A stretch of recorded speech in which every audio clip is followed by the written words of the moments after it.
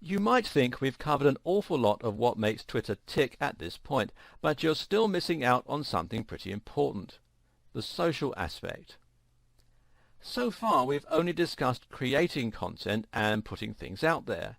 But of course Twitter isn't just about output, it's about input too. This is a communication tool and a social network. In other words, you need to think about responding to comments as much as you think about creating posts from scratch. Better yet, you need to think about how you can encourage engagement and interaction.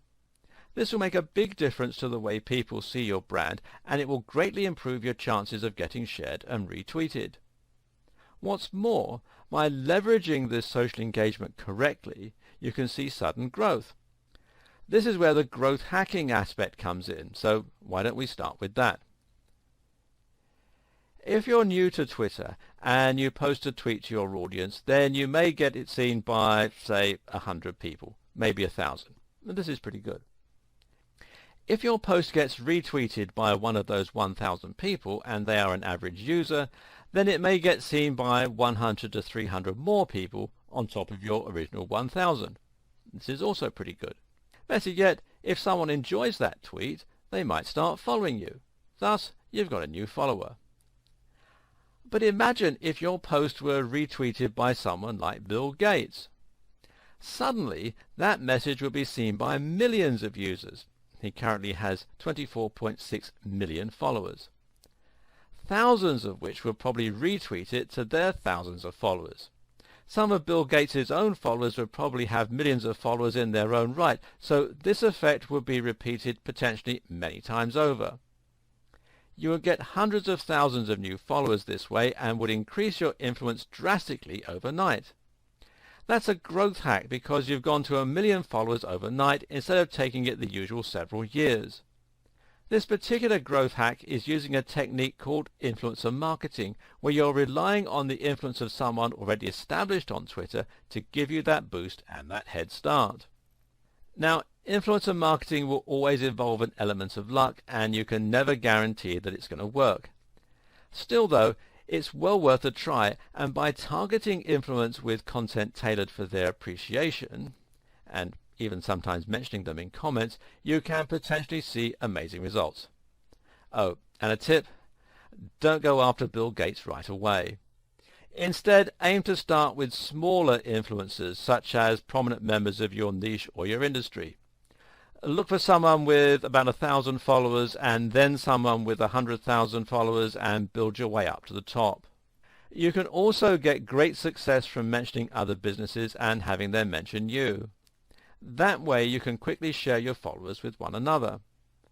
This can even work with direct competitors, but you're more likely to be successful with business partners and companies that provide supplementary services to your own.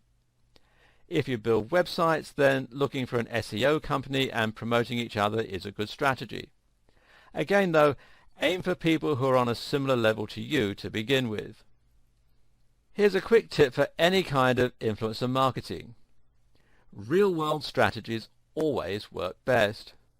Too often people find the email address or the Twitter account of an influencer and think, great, a connection.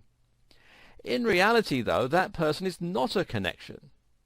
A connection is someone who actually feels that they know you, at least a little, and who is willing to help you out. You can accomplish this in 2 minutes if you meet someone in person, whereas it takes a lot longer to get to that level via emails. This is why networking events and trade shows are so valuable. Find the influencers, introduce yourself, and have a human chat. Do not try to get anything from them.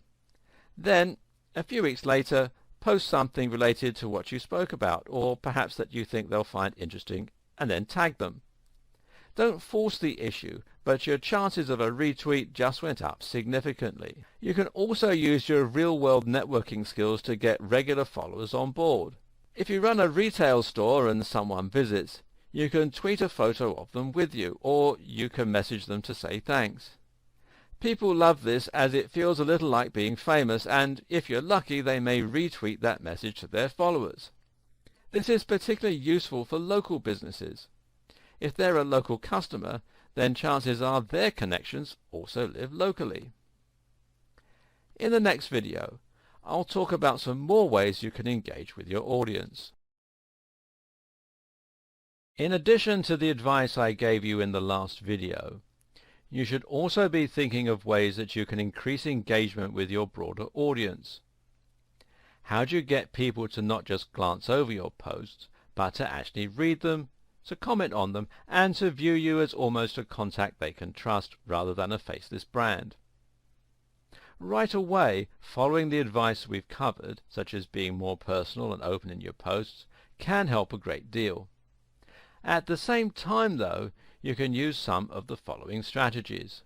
A very underutilized strategy on Twitter is simply to follow people.